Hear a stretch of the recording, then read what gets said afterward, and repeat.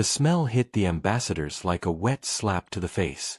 It was so overpowering they started gagging before they even reached the throne room. Imagine the worst odor you've ever encountered. A dead animal baking in the sun, mixed with rotten eggs and a clogged sewer drain. That's what King James I of England smelled like. And that was him on a good day. This is the same man who gave the world the King James Bible, still read by millions. Yet in real life, he hadn't taken a proper bath in years. His tongue was too large for his mouth, leaving him in a constant state of drooling. His clothes were infested with lice. Courtiers claimed you could actually see the bugs hopping around like they were hosting a party. And somehow, he wasn't even the worst one. Because things are about to get much nastier.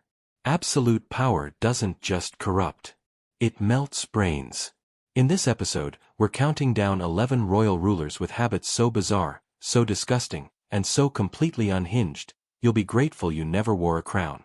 Let's ease into the madness with number 11, Charles VI of France. And believe it or not, he's one of the less insane ones on this list. Charles suffered from something known as glass delusion. He genuinely believed his entire body was made of glass. If someone touched him, he was convinced he would shatter like a wine glass dropped on stone. This wasn't a passing thought. It was his full-time reality. He walked slowly, carefully, terrified every step might crack him. Iron rods were sewn into his clothing to protect him from breaking. No one was allowed to touch him. He lowered himself into chairs in slow motion, convinced his bones might splinter. Sometimes, he even forgot he was king. A servant would knock. "Your Majesty, the council is waiting." Charles would blink. "Council? What council? Who am I?" "You are the king, sire." "Oh, right." Here's the strange part. Charles wasn't alone. During the Middle Ages, several nobles suffered the same delusion. Scholars called it melancholy. People believed studying too much or thinking too deeply could literally fracture the mind. It's basically the medieval version of people today claiming Wi-Fi gives them migraines or that microwaves spy on them. Same energy. Different century. Number 10, Peter III of Russia. If you think dolls are just for children, think again. Peter was emperor of all Russia, yet mentally he lived in a playroom. He didn't just collect dolls. He played with them, gave them names, voices, personalities. He staged miniature wars like a 5-year-old with action figures. But here's where it gets uncomfortable. He didn't do this in private. He forced his wife, yes, Catherine the Great, and the entire royal court to join him every night until 2 or 3 in the morning. Imagine becoming one of history's greatest empresses after spending your evenings making squeaky voices for toy soldiers. People say Catherine had him killed. Officially, he died of hemorrhoidal colic. Basically, extreme butt pain. But let's be honest. When your husband is the most powerful man in Russia, makes you play dolls nightly, and suddenly dies of catastrophic rear-end issues, that's not coincidence. That's exhaustion homicide. Peter also had an unhealthy obsession with Prussia. He wore Prussian uniforms, refused to speak Russian, and once held a military trial for a rat. Yes, a rat.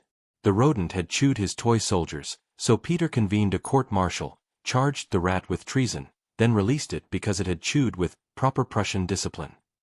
You cannot make this up. This is what power does to people. Number 9.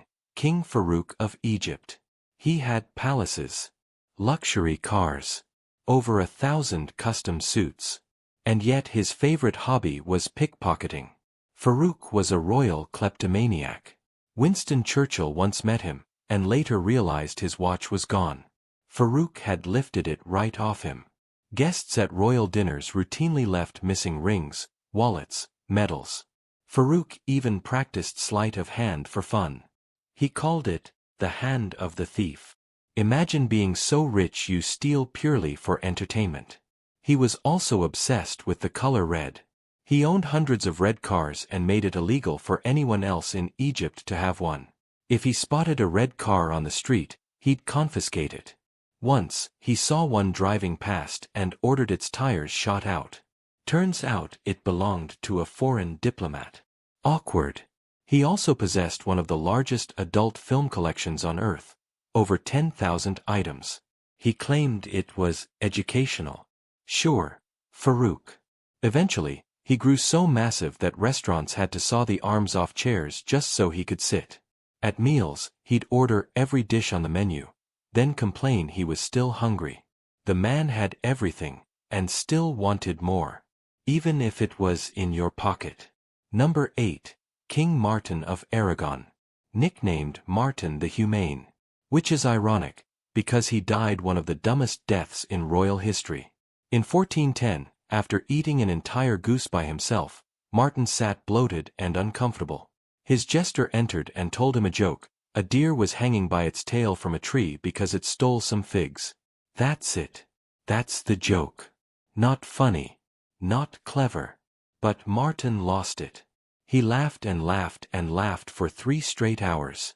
Eventually he couldn't breathe, turned purple, collapsed from his chair, and died. Taken out by a bad joke and a full stomach. Royalty. Death by fig joke. Imagine being the jester. Your entire job is to make the king laugh, and you do it so well your punchline literally ends the monarchy. Talk about workplace consequences. Number 7. Christian II of Denmark. This man was a walking disaster. Completely unfit to rule. Honestly, he probably needed medical help, but instead, he got a crown. He had a very private obsession with. Let's just say he did it so often his doctors had to design a special chair to prevent injury. You can fill in the blanks. But that was just the warm-up. Christian randomly slapped people. Guests. Politicians. Foreign diplomats. Peace talks. Slap. Royal weddings. Slap. Dinner parties. Slap. No warning. Just open-hand chaos. At night, he'd sprint through the palace halls, smashing furniture, ripping paintings off walls, screaming nonsense into the darkness. Once, he officially declared his dog a government minister, and fully expected the court to take it seriously. He also loved leapfrog. Not with children. With ambassadors. Imagine arriving in full royal regalia to negotiate international trade, and leaving the throne room hopping like a schoolboy. This wasn't leadership. This was untreated madness with a crown. Number 6. Caligula, Emperor of Rome. Born into power. Immediately lost his mind. Let's start with his horse, Incitatus. Caligula gave it marble stables, gold feeding bowls, purple robes, and personal servants. He invited the horse to dinner parties, poured it wine, discussed politics with it, and yes, planned to make it a Roman senator. He also declared himself a living god. One day Jupiter. Next day Venus. He ordered temples to perform rituals just for him. And once, to prove a fortune teller wrong, he built a 3-mile floating bridge across a bay, just so he could ride across it wearing stolen armor. That's not leadership. That's theatrical insanity with a budget. Number 5. King Ludwig II of Bavaria. Known as the Swan King. And yes, it's exactly as strange as it sounds. He was obsessed with fairy tales and opera. He built fantasy castles so dramatic they inspired Disney itself. But he didn't just build them. He lived in them like a storybook prince. He wore medieval robes, floated in shell-shaped boats beneath artificial waterfalls, and rode sleighs in summer. He became fully nocturnal, sleeping all day and holding morning meetings at midnight. His strangest habit? Hosting dinner parties for dead royals. Servants set the table, poured wine, served meals. Guests included Louis XIV and Marie Antoinette. Ludwig spoke to them like they were sitting right there. Every night. Haunted fine dining. Number 4. Ibrahim the Mad, Sultan of the Ottoman Empire. After spending 22 years locked in isolation, Ibrahim finally gained power, and immediately lost control. He developed an obsession with fur. Walls. Floors. Ceilings. He wrapped himself in fur blankets even during Istanbul's brutal summer heat. But it gets darker. He became obsessed with large women and demanded the fattest woman in the empire be brought to him. They found Secrepaire, weighing over 330 pounds. He made her a royal favorite. Then appointed her governor of Damascus. Later, paranoia took over. Convinced his wives were cheating, Ibrahim ordered 280 women from his harem drowned in the sea. Only one survived to tell the story. Number 3. Qin Shi Huang, first emperor of China. The man who unified China also poisoned himself trying to live forever. He swallowed mercury pills daily, bathed in mercury, believed it granted immortality. Spoiler, it did not. He built 270 palaces connected by secret tunnels so assassins could never find him. Terrified of knowledge, he burned nearly every book in the empire and buried 460 scholars alive for questioning his authority. When he finally died, officials hid it. They placed his rotting corpse in a wagon and surrounded it with barrels of dead fish to mask the smell. For weeks, they traveled pretending he was still alive. Number 2. Adolf Frederick, King of Sweden. The king who ate himself to death.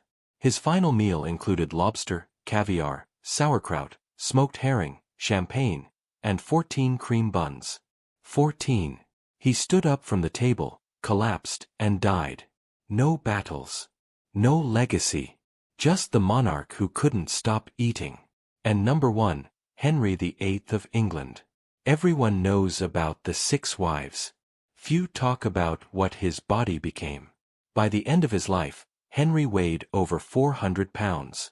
His skin was covered in open sores. One leg wound oozed pus daily. He was too large to walk, too wide for doorways, and had to be lifted onto the toilet with ropes. He suffered from type 2 diabetes.